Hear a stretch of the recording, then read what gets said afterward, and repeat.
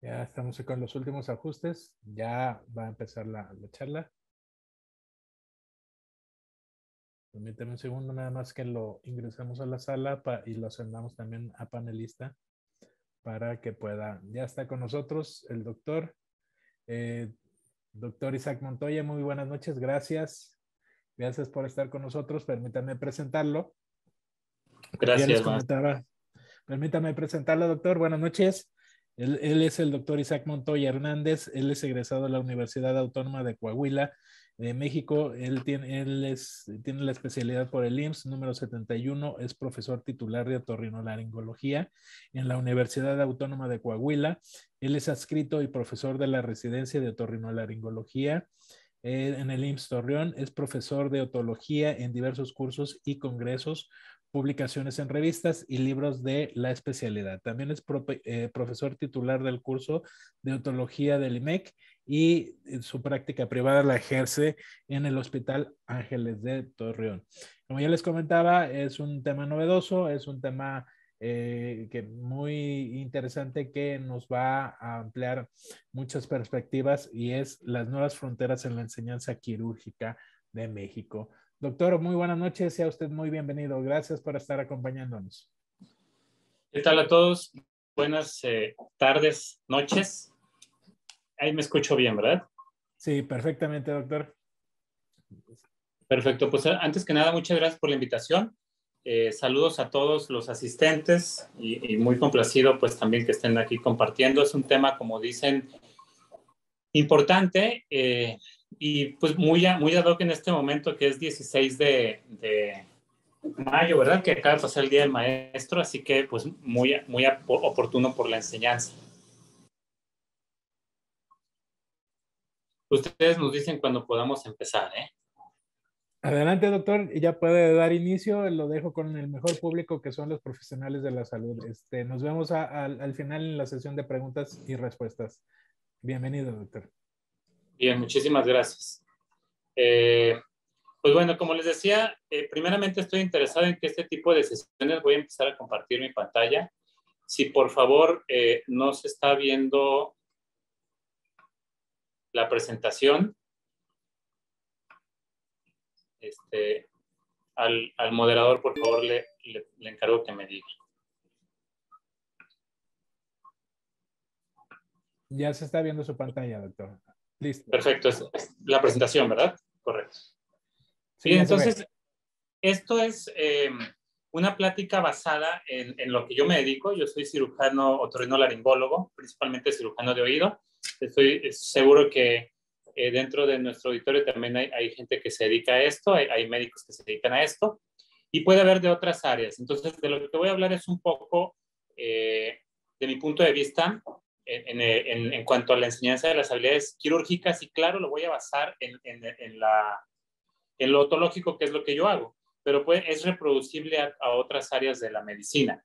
Y es algo que estamos ávidos de mejorar en nuestro país y que hemos estado y tratando de hacerlo por muchos años, a lo mejor en todo este camino, pues las cosas no se han dado como quisiéramos, pero el punto importante es ir siempre hacia la mejoría. Entonces, ¿por qué habilidades? En cirugía voy a empezar por algo muy sencillo para poder nosotros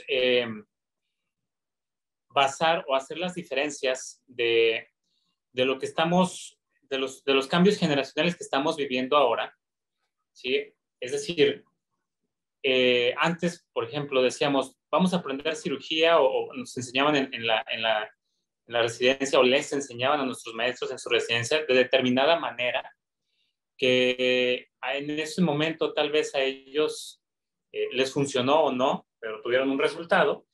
Y ahora, pues obviamente los cambios generacionales que tenemos tienen que hacernos ver de diferente manera y con diferentes aristas la enseñanza de estas habilidades quirúrgicas. Por eso nos tenemos que remontar al análisis de las generaciones, al análisis sociológico, ¿sí? Ese es uno de los puntos importantes de por qué estamos enseñando diferente y por qué estamos aprendiendo diferente. La otra situación también muy importante es el hacernos conscientes en los avances tecnológicos, ¿sí? Muchas veces la fisiología, la filosofía, perdón, de determinado procedimiento o decisión quirúrgica no cambia, pero sí ha cambiado nuestra manera de aprender, de enseñar, y ha cambiado también la tecnología con lo cual lo hacemos. Por eso tendríamos que replantearnos en este punto si estamos haciendo lo correcto con nuestras generaciones, ¿sí? Bueno, también a través de los años, los modelos de enseñanza que normalmente teníamos, pues han resultado obviamente obsoletos por esto que comento, ¿verdad? Ha habido tanto una ruptura en la relación del binomio profesor-alumno, como también una ruptura en cómo se entiende el manejo de las nuevas tecnologías. Y los únicos que son más afectados, pues son los pacientes. Prácticamente tenemos que nosotros hacer un nuevo trabajo en aprender a enseñar y aprender a aprender. Desde el punto de vista de mi especialidad, en el país tenemos 27 sedes de otorrinolaringología, ¿sí? Una más, una menos, a veces se cierra una o se abre una.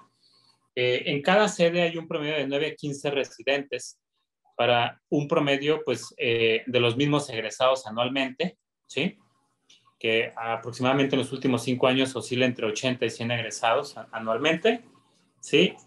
Y pues a través de los años nos hemos dado cuenta, yo tengo cerca de 15 años como profesor en la residencia, cerca de 10 como profesor en pregrado, y bueno, no se me hace rara la enseñanza y la convivencia estrecha con residentes y con estudiantes de diferentes grados, ¿no? Lo que hemos visto en los últimos años es una tendencia muy importante, al menos en nuestra especialidad, a irse sobre ciertas áreas, en este caso la medicina estética específicamente.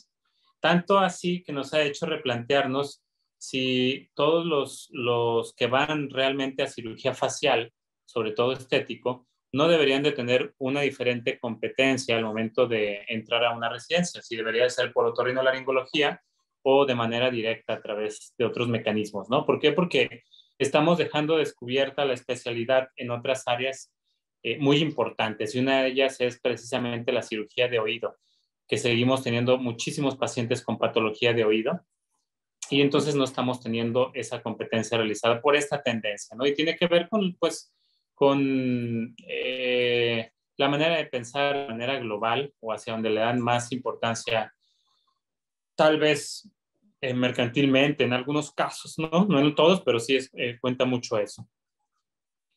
Interrogamos a algunos residentes en diferentes sedes aleatoriamente, y realmente lo que encontramos fue exactamente esta tendencia hacia irse hacia otras áreas diferentes, hacia la otología. No importa si lo hacían por mecanismos de entrenamiento extra, sino pues realmente se querían dedicar a eso y no al oído, ¿no?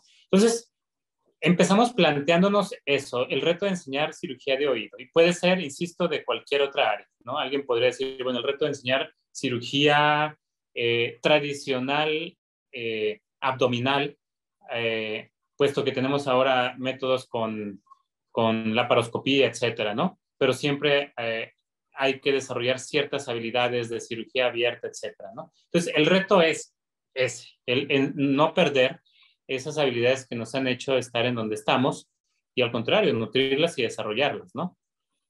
En nuestra área nosotros podríamos decir, o podríamos preguntarnos si realmente es cuestión de moda, si realmente ha pasado de moda, si realmente son determinantes económicas, que mucho tiene que ver, y me refería a ellas hace un momento, en el sentido de que muchos de los médicos que ingresan ahora, al menos a esta área de la cirugía, que es la otorrinolaringología, lo hacen pensando en un tipo de procedimientos como estéticos o de otro tipo, de otro perfil, pues, diferentes a la otología o a otras áreas dentro de la otorrinolaringología que buscan pacientes con patologías severas, no necesariamente estéticas, ¿verdad? Y también podríamos preguntarnos si esto está siendo causado por el hecho de que no estemos actualizando adecuadamente la enseñanza, ¿sí?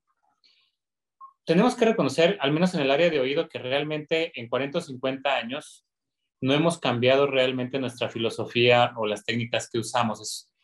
Han permanecido, como dije. Lo que cambia muchas veces, sobre todo que ha superado la prueba del tiempo, los estándares de oro, es la filosofía alrededor de ciertas técnicas quirúrgicas, ¿sí? Lo que ha cambiado en nuestra área, más bien, ha sido la tecnología con la cual abordamos estas técnicas quirúrgicas, inicialmente dictada por el microscopio y después por el endoscopio. Pero esto pasó en el mundo en diferentes tiempos, igual que el uso de otras tecnologías como el Internet o como pues sí, principalmente el Internet o algunas otras tecnologías de este tipo computacionales, pasó en diferentes tiempos, ¿sí? Al inicio tuvimos acceso al microscopio y en otros países cuando ya estaban haciendo cirugía endoscópica de oído, nosotros todavía definitivamente nadie en nuestro país lo estaba haciendo hasta años recientes, ¿sí? También va con lentitud dependiendo del tipo de país, ¿no? Sociológicamente tenemos que darle importancia a esto porque la manera de pensar y la manera de desarrollarse es diferente en cada generación, ¿sí? Y vamos a hablar de generaciones a un grupo de personas que está definida, que está influenciada por un mismo estímulo, que es un común denominador, ¿no? Y entonces puede haber diferentes estímulos a lo largo del desarrollo de las generaciones, ¿no? Puede haber un grupo de personas, como lo existió, influenciado por un periodo de guerra muy grande, ¿no? La Gran Guerra. Puede haber un grupo de personas influenciada por el advenimiento de tecnologías en la computación, como son el Internet, la red global, ¿no? Y entonces a ese grupo de personas los llamamos generación. Muchas veces se encierra y se dice que estas generaciones cambian cada determinado tiempo, pero más que el tiempo es realmente el tipo de influencia al que son expuestos, ¿sí? En el ámbito de la medicina, en el ámbito académico, pues no cambian. También son un grupo de personas expuestas a diferentes tecnologías, y ustedes lo pueden ver perfectamente, ¿no? Para el tiempo en el que ustedes están ya aprendieron a hacer diferentes habilidades en sus pacientes con el uso de las tecnologías que ustedes quieran, los médicos que se están formando en este momento ya están naturalmente expuestos a otro tipo de manera de hacer las cosas, fundamentalmente basado en la endoscopía, perdón, en las tecnologías, ¿no? Entonces, va cambiando y eso va denominando diferentes generaciones. Por ejemplo, ahora lo que tuvimos en los últimos 3 años, pues es la exposición a todo el tema de la pandemia, que esto forjó una diferencia en cómo enseñamos y en cómo aprendemos. Si alguien da clases en pregrado o en el grado que ustedes quieran, también posgrado, pueden ver cómo es diferente la manera de pensar de los estudiantes que estuvieron, sobre todo los que empezaron en años básicos, una carrera, cómo piensan ahora diferente o cómo reaccionan diferente, ¿no? Esas generaciones pandémicas no van a ser las mismas definitivamente, aprenderán de manera diferente y se estimularán y se motivarán de manera diferente a nosotros. Por eso es importante analizar eso. De manera tal que, pues la experiencia de este grupo de personas es lo más importante para definir a determinada generación, ¿sí? No están influenciadas, como dije, necesariamente por su tiempo, la temporalidad, pues cada 10 años en algunas definiciones, ni por su lugar de nacimiento, sino más bien el evento al que estuvieron expuestos, definiendo siempre lo que estuvo antes a lo que está después. Eso es lo que va a marcar, ¿sí? Y este proceso, pues obviamente se va repitiendo. Entonces, en base a esto, pues tenemos diferentes generaciones, las más clásicas que ustedes las conocen, desde las generaciones de oro, ¿sí? Nuestros actuales, en algunos casos, bisabuelos o abuelos, hasta las generaciones forjadas por eventos mundiales como las diferentes guerras, ¿sí? El advenimiento de diferentes tecnologías, hablando de la generación X, o ya más hacia nuestros tiempos, las diferentes generaciones actuales como millennials, que ya no son tan jóvenes realmente, entre otras, ¿no? Más que eventos globales, como las primeras 3 generaciones, cuando el flujo de información fue tal que realmente, pues no que fuera lo mismo, pero es muy común poder hablar en tiempo real de un evento que está siendo llevado a cabo en una parte del mundo y que nosotros lo podemos ver aquí actualmente, pues de las generaciones, de la generación X hacia las actuales, realmente lo que nos definió fue el cambio en las tecnologías, ¿sí? La globalización y el cambio en las tecnologías en ese sentido, ¿sí? Es lo que definió a cada una de ellas. Aprendemos de manera diferente, ¿bien? Entre esta situación, ¿sí? De cambios generacionales y obviamente la cada vez mayor expectativa de vida, afortunadamente, tenemos cirujanos que pueden estar compartiendo un mismo centro laboral, y ustedes lo saben, que forman parte de estas diferentes generaciones. Fácilmente podemos tener generaciones de baby boomers interactuando con generaciones X, con generaciones millennial, todos bajo un mismo techo laboral, hablando de la actividad quirúrgica, todos fungiendo como el board de profesores de determinada residencia. Y entonces imagínense esto para un estudiante de últimas generaciones, ¿no? Tienen diferentes tipos de profesores, tienen que encontrarle el modo, cómo aprender de cada uno de ellos. Y estos profesores muchas veces son muy poco flexibles, ese es el tema. Solo de unas generaciones para acá y específicamente de la generación X para acá se puede considerar que hay algo de flexibilidad en la manera de enseñar, pero no en las generaciones anteriores. Ellos aprendieron de una manera, les funcionó, y muchas veces es marcada la situación en cómo es, pues yo aprendí de esa manera se tiene que hacer, ¿no? Hay muy poca flexibilidad. Empieza a haber un poco más de flexibilidad en generaciones más jóvenes. Y eso es muchas veces la causa de la ruptura en este binomio al que me refiero, profesor-alumno. Y entonces dejamos de enseñar y entonces dejamos de transmitir conocimientos y habilidades, ¿sí? Este es el tema actual realmente es centrado en esa ruptura de este binomio de la enseñanza, ¿sí? Pues esto es exactamente a lo que me acabo de referir, esta diapositiva. Tenemos, por ejemplo, en otología específicamente hablando, más de 3 generaciones actualmente, activamente, ¿no?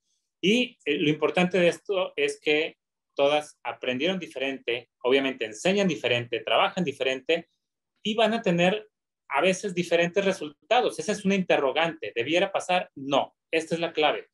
Independientemente del tipo de generación que estemos hablando y de cómo aprendieron, de lo flexibles o no que sean en cambiar sus métodos de aprendizaje o enseñanza, lo que no debiéramos de tener como variable es un cambio en los resultados quirúrgicos. O sea, no está bien que a alguien le vaya mal o a sus pacientes les vaya mal porque forman parte de determinada generación. Eso debe ser un común denominador, el buen resultado quirúrgico, ¿sí?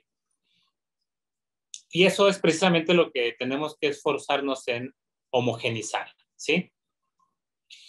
En un esfuerzo por tratar de encontrar las causas y de homogenizar precisamente todos estos factores, ¿sí?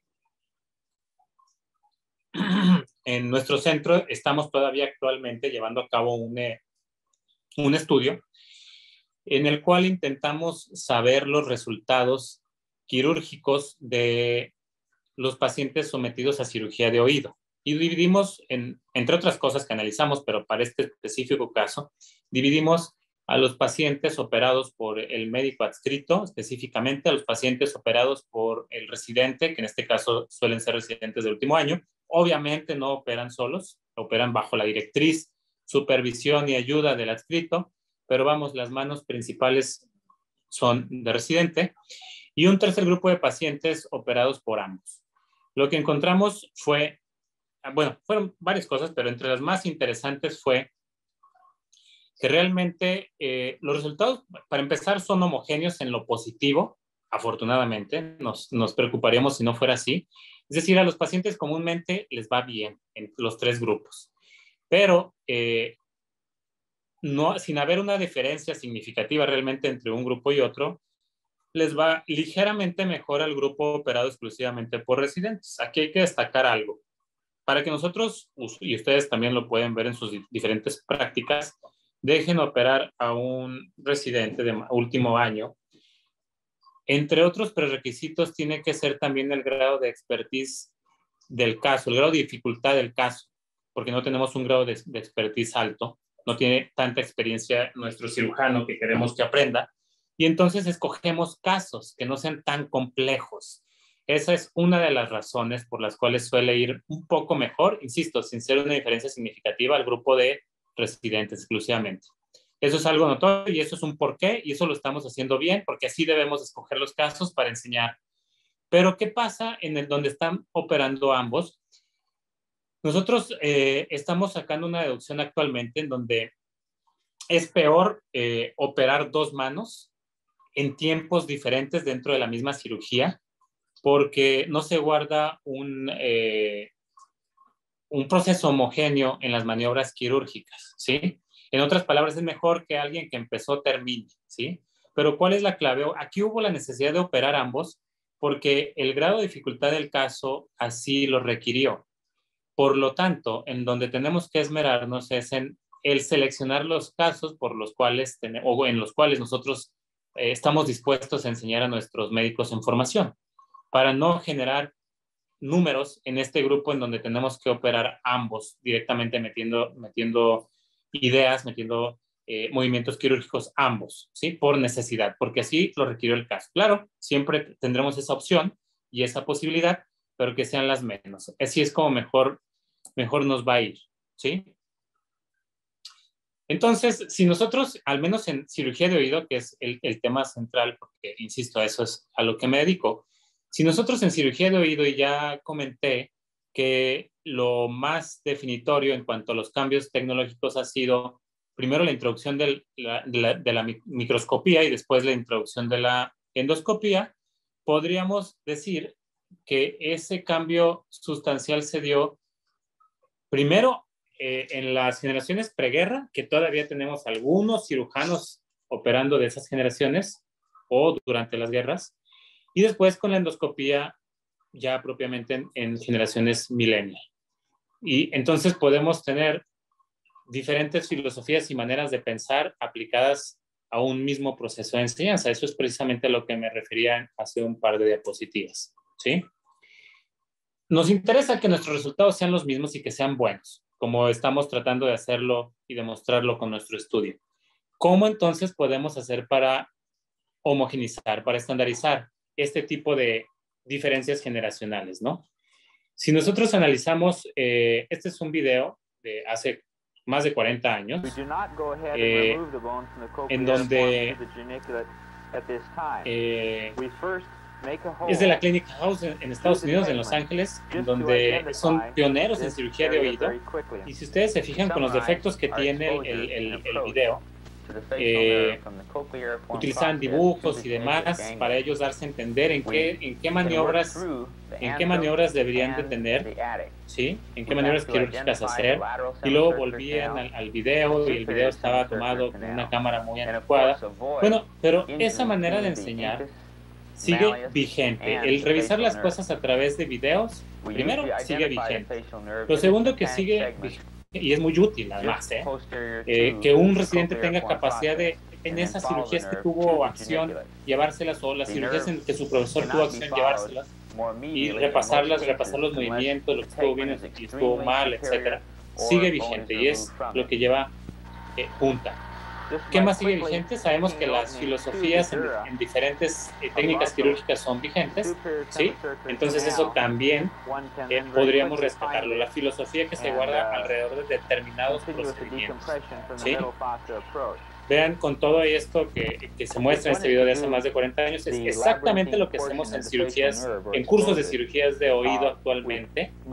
Claro, con nuevas tecnologías, con nuevos instrumentos, con nuevas maneras de aproximarnos, pero es exactamente lo que hacemos y sigue vigente. Por eso lo quería mostrar. ¿Qué quiere decir? Esto no ha cambiado realmente. Lo que ha cambiado es la manera de percibirlo, la manera de educarlo. Y tal vez sí ha cambiado en algunos cursos o en algunas centros de enseñanza, ya sea residencias o no, sí ha cambiado porque se ha dejado de hacer. En eso es en lo que ha cambiado. La pregunta es, por ejemplo, ¿cuántos de ustedes realmente les facilitan los videos a sus residentes? ¿O cuántos de sus residentes o médicos en enseñanza tienen siquiera la inquietud por tener videos de ellos o de sus profesores? Porque se pueden acercar con un profesor y pedírselo.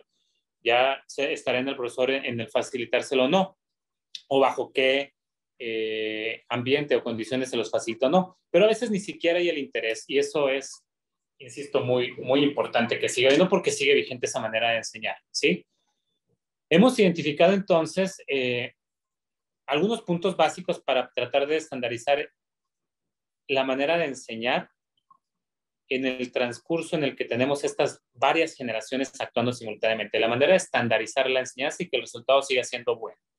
Puntos primero académicos administrativos, los hemos definido, y puntos técnicos en insumos e instrumentos, ¿sí? En el caso de los factores académicos y administrativos, podemos referirnos a todo lo que es gestión, ¿sí?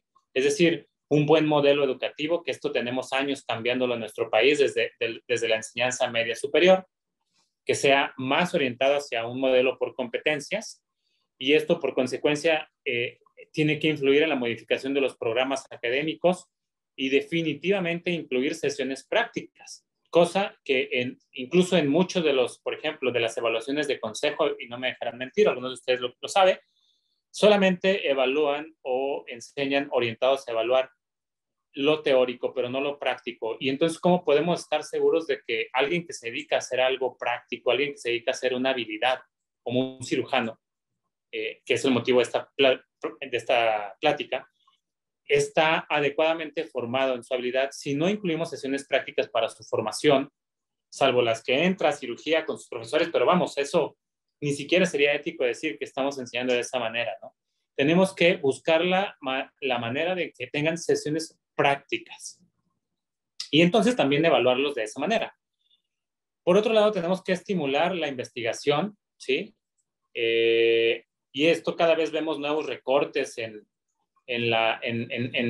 los fondos para investigación a nivel nacional, en los programas subsidiados para tal, y asimismo los congresos de diferentes especialidades a veces difícilmente contemplan esta parte de investigación o son muy vagamente reconocidos, muy escuetamente reconocidos y o premiados en su defecto. Entonces no estamos estimulando la investigación, lo hacemos más como un requisito, ¿no? Y a veces lo vemos como un requisito incluso obsoleto. ¿Cuántas veces no se gradúan con tesis, pero pues ya decimos, es que ya está de más, ya que no les pidan tesis? No, eso es estimular la investigación. Lo que pasa es que lo tenemos que hacer de una buena manera, que vaya sobre todo orientado hacia la ciencia y no más al cumplir el requisito, ¿sí? Y pues obviamente dentro de esto académico y administrativo está la evaluación, en cómo certificamos, y por eso ahí toma importancia cada uno de los consejos precisamente. La certificación de que alguien tiene las competencias necesarias, pero esta certificación debe de incluir, como lo dije hace un momento, la evaluación práctica, porque entonces, ¿cómo podemos estar seguros de la habilidad que hemos enseñado, no? Y hacia allá tenemos que orientarnos. En otras áreas, esto me gusta mucho en esta plática mostrarlo, en otras áreas diferentes a la medicina, esto se lleva a cabo desde hace mucho tiempo, la evaluación de las habilidades, ¿no? Esto, no sé si haya alguien que lo haya visto antes, a mí me fascina verlo año con año, es una competencia en Estados Unidos en donde evalúan a los francotiradores de diferentes dependencias. Entonces, en una misma competencia, evalúan francotiradores que dependen de la Marina, de la Fuerza Aérea, que dependen de los soldados terrestres, que dependen del FBI, de los SWATs, que dependen de diferentes dependencias de gobierno que se dedican a la seguridad, y todos son francotiradores, pero los evalúan de una manera muy objetiva, bajo las mismas circunstancias, y entonces de esa manera cada dependencia va mejorando porque pues, saben cuáles son sus dificultades en el proceso de aprendizaje de sus francotiradores. Y el único lugar a donde lleva esto es a que obviamente tengan pues, los mejores francotiradores en todo el mundo, ¿verdad? Eso quisiéramos con nuestros cirujanos. Si nosotros no estamos evaluando la parte práctica, estamos dejando de tener esa información que nos va a permitir mejorar nuestro proceso de enseñanza-aprendizaje. Entonces nos estamos quedando cortos. Si nosotros vamos a evaluar una habilidad en una computadora a través de una pregunta, nos estamos quedando cortos. Eso es lo que tenemos que mejorar en los años venideros. Ciertamente, algo que intentamos hacer y en nuestro centro, que de alguna manera en algunos años se interrumpió y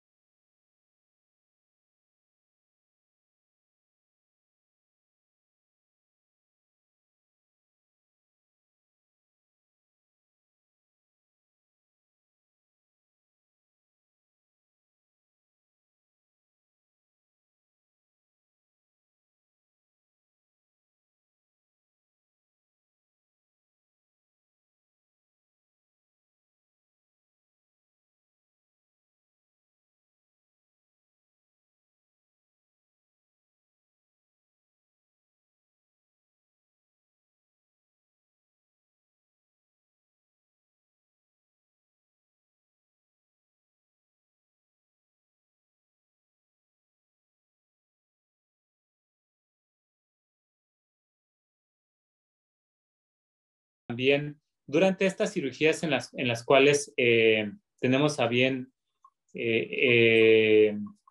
coachear o orientar, supervisar más bien a nuestros residentes de último año, pues entonces empezamos a evaluarlo de esa manera y sabíamos exactamente en qué estábamos fallando, ¿no? Desde antes de empezar la cirugía, lo que comúnmente hacemos, que es estar concentrado en el tiempo fuera, y ustedes lo saben, si un cirujano no está concentrado en el tiempo fuera, es un cirujano que falla, que no tiene preparado determinado instrumento, que no tiene preparado determinado antibiótico a su paciente, que desconoce cierto estado que puede generarle, que puede comprometer el resultado de su paciente. Entonces, desde ahí empezamos a evaluar si domina el tiempo fuera, si domina la preparación del paciente, y después empezamos con pasos básicos, ¿no? Primero que los describa, que es la parte práctica, que lo hacemos verbalmente, perdón, la parte teórica que la hacemos verbalmente, y después que lo ejecute y que también lo ejecuta. Obviamente esto se termina en el momento en que haya alguna dificultad y en el momento en que el adscrito tenga que entrar a ayudar. Este tipo de modelo de exámenes también puede ser hecho, también puede ser llevado a cabo si nosotros permitimos que nuestro residente de último año opere con un adscrito al lado, fungiendo como ayudante. Ahí totalmente estaríamos ¿algún medicamento especial entrando dentro de, pues digamos, todo lo cuestionable, ético y demás, ¿no? Si ponemos a operar a un adscrito que nos haga favor de evaluarlo, pero sin hablar, es decir, solamente ayudándolo, y alguien por fuera evaluando al médico. Esto se hace de diferentes maneras, se ha hecho de diferentes maneras, pero nunca, o más bien desde hace algunos años, no de manera regular y no en todas las especialidades, y mucho menos no a través de los consejos, ¿sí? Antes sí se hacía, insisto, hace 35, 40 años sí se hacía, y luego se dejó de hacer por temas éticos, porque no le encontramos el modo. En ese sentido, ¿cómo más podemos enseñar o cómo más podemos evaluar? Están las diferentes tecnologías de impresión en 3D,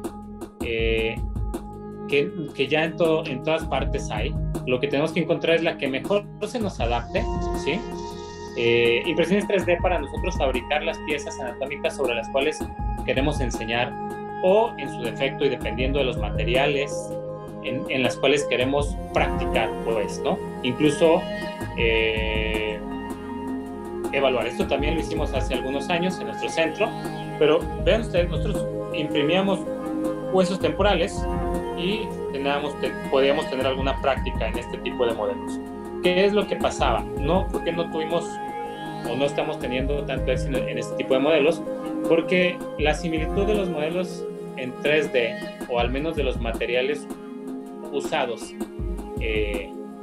con mayor frecuencia, no asemeja ni tantito lo fidedigno que puedan ser los tejidos óseos normales, hablando del hueso temporal, hablando de cirugía de oído, ¿sí? Por eso no es una práctica tan socorrida en este país al menos. En otros países, específicamente en Alemania, hay modelos en 3D alemanes que se apegan mucho más a la textura del hueso, entre otras cosas. Y que son muchos mejores modelos. Desventaja, es mucho más caro traerlos solamente desde el punto de vista aduanal, ¿no? No se diga por la disparidad en las monedas, ¿no? Pero bueno, hacia allá vamos. La forma es la adecuada, pero la textura y la manera de entrenar no tanto. Para que sí podría ser útil así tal cual, incluso los modelos alemanes que también estamos usando, muy probablemente para pasos iniciales en la cirugía de oído. También se pueden emplear este tipo de modelos en otro tipo de cirugías, por ejemplo, de ortopedia, para pasos iniciales antes de aproximarse por primera vez al paciente, ¿sí? Y entonces, ¿qué otras nuevas estrategias también en este tipo de insumos, instrumentos técnicos? ¿Qué estamos haciendo? ¿Qué más estamos haciendo? Bueno, creando centros especializados. En nuestro país, desafortunadamente, y ustedes lo saben, carecemos de centros especializados para entrenarnos en cualquier especialidad. Si nosotros queremos hacer un curso, no son tantos en diferentes especialidades, y los que están dados de alta muchas veces dependen de las casas comerciales. No son tantos centros que su razón de ser sea exactamente el enseñar y hacer cursos. No son tantos. La mayor parte de los accesos que tenemos aquí en México a ese tipo de centros especializados, insisto, es a través de las casas comerciales. Nosotros, tomando en cuenta esto, también decidimos ir a colaborar con una empresa para hacer posible que hubiese un centro especializado en enseñanza de cirugía de oído, y es con lo que estamos colaborando últimamente. Estas imágenes es lo que nosotros tuvimos en mente. Las imágenes de la izquierda de su pantalla son imágenes de Colombia, son imágenes de otros cursos en México, son imágenes que nos tomamos como modelo. Las imágenes de la derecha, como modelo nacional. Las imágenes de la derecha son cursos en Estados Unidos. Sí, como muchos que han tenido experiencias de ir a otros cursos de formación quirúrgica en otros países, pues se darán cuenta que a veces malamente opinamos así tras bambalinas con la clásica frase de, pues a nosotros nos gustaría operar muchas veces con lo que allá se están entrenando, y es una triste realidad. Estos son centros que su única razón de hacer no es publicitar una prótesis o publicitar determinada marca de microscopios, sino su única razón de ser es hacer cursos para la enseñanza quirúrgica, y tienen la mejor tecnología disponible. Y eso es triste que no lo tengamos tan abiertamente en nuestro país, en ninguna de las especialidades.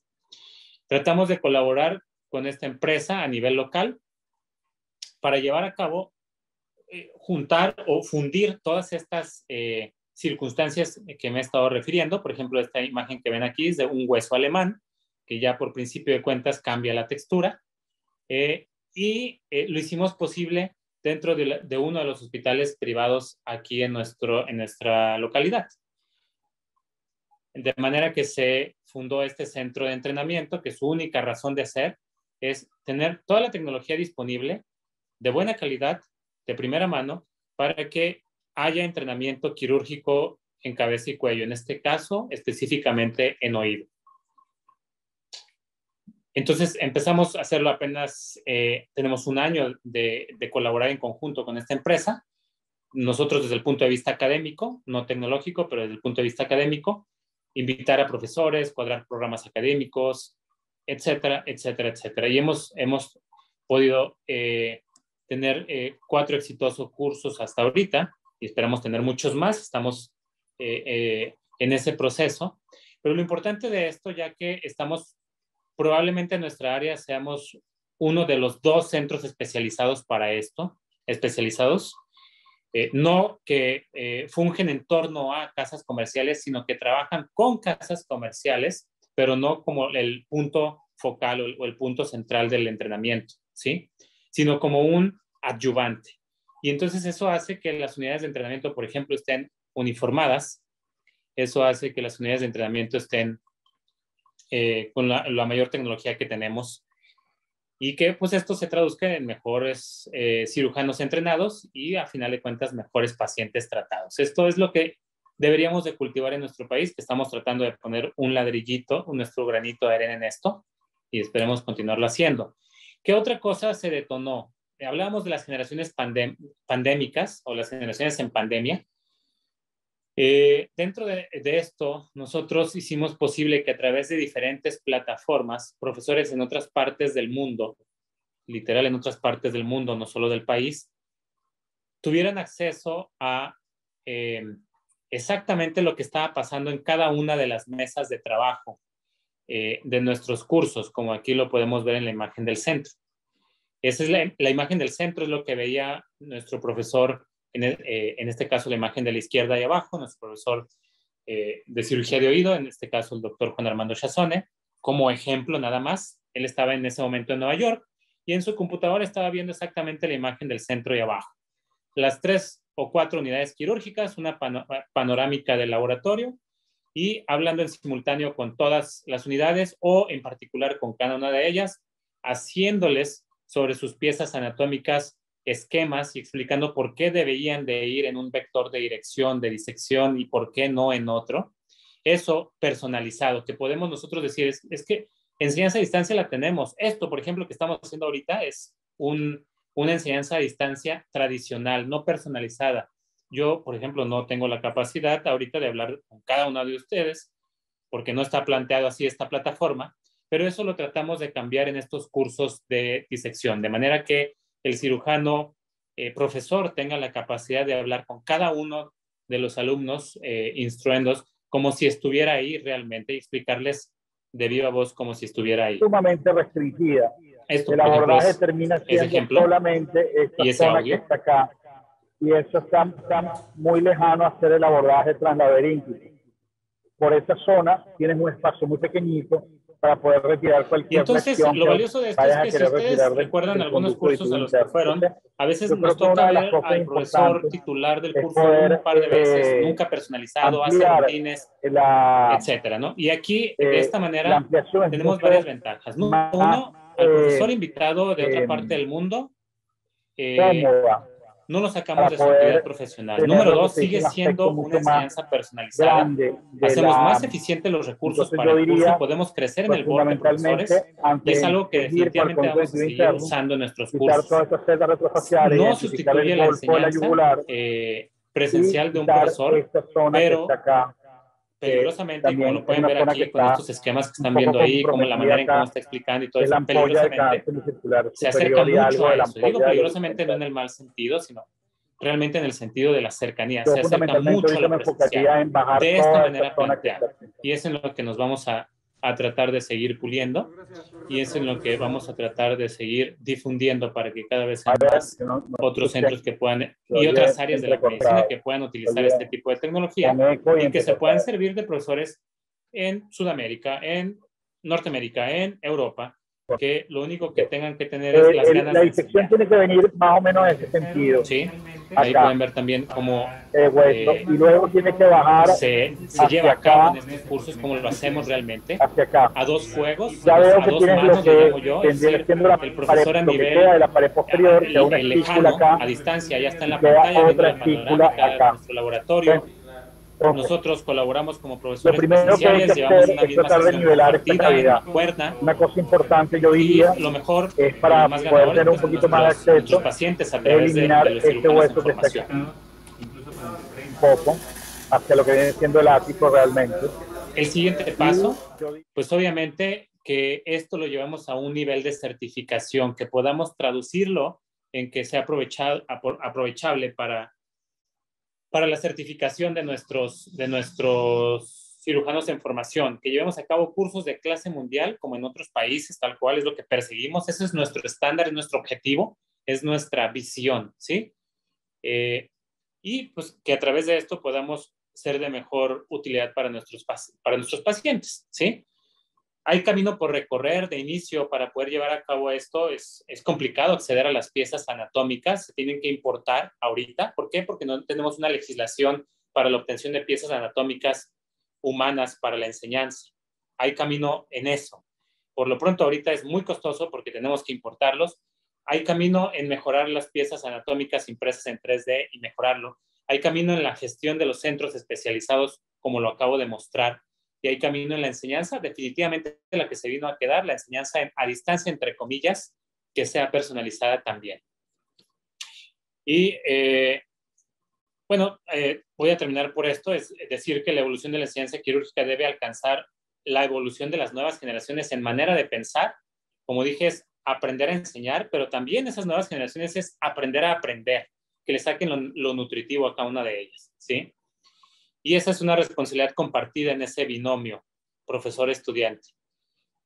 Hay que apalancarnos un poco en las generaciones que están activas aún, sociológicamente hablando, en las generaciones, por ejemplo, en la X, que suele ser de la más flexible. Si por ahí tienen ustedes profesores de esa generación, son en los que más comúnmente se pueden adaptar, apalancar para que hagan programas de entrenamiento, para que se adhieran a nuevas tecnologías, a nuevas maneras de enseñar, que pueda tener ese salto y ese engranaje entre las distintas generaciones y los que están aprendiendo actualmente.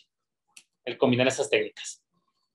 Muchísimas gracias por su atención. Un saludo desde la Perla de la Laguna, desde Torreón, con sus 40 grados actualmente centígrados. Espero que haya sido interesante y de utilidad para todos y que estimule sobre todo esta parte de la enseñanza. Muchas gracias. Estoy atento de sus comentarios. Gracias, doctor. Excelente plática. Se nos ayuda a dejar de compartir para iniciar la serie de preguntas y respuestas. Doctor, yo tengo por ahí algunas dudas, doctor. Yo como simple mortal hablaba respecto de la filosofía de las diferentes generaciones y dice que la diferencia es que la filosofía no ha cambiado, lo que ha cambiado es la tecnología. ¿En qué sentido se refiere o a qué se refiere con que la filosofía no ha cambiado, doctor? La filosofía alrededor de diferentes técnicas quirúrgicas, aplicable a cualquier especialidad. Y muchas veces un cirujano puede decir, bueno, aquí el principio fundamental es ir del punto A al punto B. Esto es lo que se va a denominar como éxito. ¿Cómo hacemos para ir del punto A al punto B? Bueno, podemos utilizar este instrumento, pero a través del paso de los años podemos utilizar también este otro instrumento. Entonces lo que cambia es la tecnología, pero muchas veces la filosofía no. Claro, hay algunas técnicas que se refinan sobre esas filosofías. ¿Sabes qué? Es más práctico pasar del punto A al punto A intermedio, A prima, y luego al B, porque es más corto y nos replanteamos en ese punto. Entonces, se refina la filosofía, más no enteramente las reglas de oro alrededor de una técnica quirúrgica, ¿sí? O determinada técnica quirúrgica. De acuerdo, gracias, doctor. Otra pregunta que tengo en el estudio que nos presentó, doctor, de respecto a quiénes tenían mejores resultados, adscritos contra residentes y contra ambos. No hay más variables, doctor, más que de que el residente se le dan casos más sencillos, o no puede haber también otras variables como, por ejemplo, de otra manera sería que en todas las generaciones todos los residentes hicieran o tuvieran mejores resultados. No, es una tendencia. Nosotros ahorita, bueno, de inicio en el estudio que corrimos no encontramos diferencias significativas. Tengo que partir de ahí. Es un resultado positivo de manera homogénea y contundente. El estándar de oro para cirugía de oído, por ejemplo, es estar arriba del 80% al menos de un resultado positivo. Grandes series a nivel mundial manejan un 90 a 95% de éxito. Nosotros estamos sobre el 90% de éxito a nivel global. Entonces, partiendo de ahí, es un resultado positivo homogéneamente. Entre los diferentes grupos que establecimos, las diferencias no fueron significativas. Sigue siendo un resultado con tendencia A. Y la principal diferencia para esa tendencia es el paciente que escogimos. Esa es la principal diferencia. La segunda, ¿por qué? Porque obviamente escogemos un paciente en el cual el nivel de dificultad no sea alto, ¿sí? Si no, en otras palabras, y muchos colegas no me dejarán mentir, si no lo opero yo, porque yo lo voy a resolver como adscrito. Estoy hablando del proceso de aprendizaje profesor, estudiante, adscrito, residente. Lo opero yo, el difícil, no se lo voy a dejar al residente porque es hasta injusto y no ético. y definitivamente no va por ahí, ¿no? Entonces, esa es la diferencia más importante en esa ligera diferencia sin llegar a ser significativa. Obviamente tiene que ver con que eduquemos bien previamente a nuestro residente, tiene que ver con que nos demos a entender bien lo que queremos de nuestro residente y que logremos mover esas manos a través de nuestras ideas, porque a final de cuentas lo que se respeta es el criterio del profesor. Tiene que ver en ese éxito, ¿no? Muy bien, doctor. Muchas felicitaciones, doctor. Muy interesante el tema. Otra pregunta, doctor. Aprovechando pues que están mencionando que el uso de las tecnologías es muy favorable para el aprendizaje en la actualidad. Pero yo tengo una duda respecto a lo que comentaba respecto a la evaluación práctica, doctor, y sobre la estandarización. ¿No es un poquito riesgoso porque precisamente hablamos de que el médico ya no residente, pongámosle que ya terminó su residencia, pero para efectos de certificación, una cuestión o que se quiera homogenizar un examen práctico, ¿no es un poquito riesgoso, doctor, desde el punto de vista de que cada paciente es distinto, cada organismo es diferente y que precisamente para eso son los congresos que ustedes tienen, para presentar nuevos casos, para presentar nuevos tratamientos? En ese sentido sería la pregunta, doctor. Ya sé exactamente por dónde va la pregunta, y este es un foro formidable para hacerla y formidable para responderla con ustedes de ese lado de la línea. Ciertamente, los exámenes prácticos, y no me dejarán mentir, aquí hay gente de todas las generaciones, como tal, con paciente enfrente, propiamente en términos de certificación, de consejos, se dejaron de hacer hace aproximadamente 30 años, más o menos. Y una de las razones por las cuales se dejaron de hacer, entre otras, era precisamente este punto de vista ético. ¿Qué tan ético es evaluar? O sea, estás poniendo, entre comillas, en riesgo la salud del paciente, de alguien que no estaríamos tan concretamente seguros que tiene la competencia porque todavía no está graduado. ¿Es válido eso? Por eso se dejaron de hacer. El tema es, ¿cómo encontramos realmente entonces para evaluar a nuestros nuevos residentes, nuestros residentes, en habilidades prácticas como las de un cirujano, si realmente no lo hacemos? Hay opciones, ¿eh? Primero parto de esa pregunta, pero hay opciones y yo mismo voy a comentar las opciones. Si realmente no lo hacemos, en otras palabras, ese mismo paciente en el cual ya no practicamos desearía, si uno fuera paciente, que lo primero que se topara el cirujano recientemente certificado, 3 certificaciones tiene, varios consejos, pero todos estos consejos en su formación no tuvo un solo examen práctico, los tuvo frente a la computadora y es el que lo va a operar, señor. Entonces, ¿sería justo también? No es justo una parte de la historia que es la que acabo de plantear, pero tampoco es totalmente justo ni para el paciente ni para el cirujano que se enfrente a la vida real sin haber sido evaluado de manera práctica. Tampoco sería justo. El tema no es ver qué, sino el ver cómo, porque ya sabemos a dónde tenemos que llegar y tenemos que llegar a la evaluación práctica. Entonces, una de las aristas éticas las estamos tratando a través de poner a ayudarle en ese proceso de cirugía a un adscrito, lo que mencionaba en la plática. ¿Ok? Entonces, va a operar, pero supervisado y de cerca, como normalmente se hace en las residencias. Dentro de los reglamentos, incluso el principal centro de formación de residentes en el país, que es del IMSS, está reconocida la figura del residente y su formación en cirugía a través de lo que se llaman actividades seguras, lo que se considere seguro para que el residente lo logre y bajo la supervisión del adscrito. Entonces, si a esa ecuación, bajo supervisión del adscrito, si a esa ecuación le añadimos una rúbrica, entonces tendríamos 2 adscritos trabajando en una evaluación, uno que está haciendo la rúbrica y otro que está supervisando los movimientos en paralelo. De esa manera tendríamos esta arista ética solventada, ¿sí? Pero tendría que ser de esa manera. No enteramente que lo pusiéramos a operar y aquí te voy a calificar de lejos o de este lado de la raya o de este lado del cristal sin ni siquiera ponerme los guantes. No va por ahí, ¿no? Precisamente por ir por ahí es que se suspendieron estas maneras de evaluar.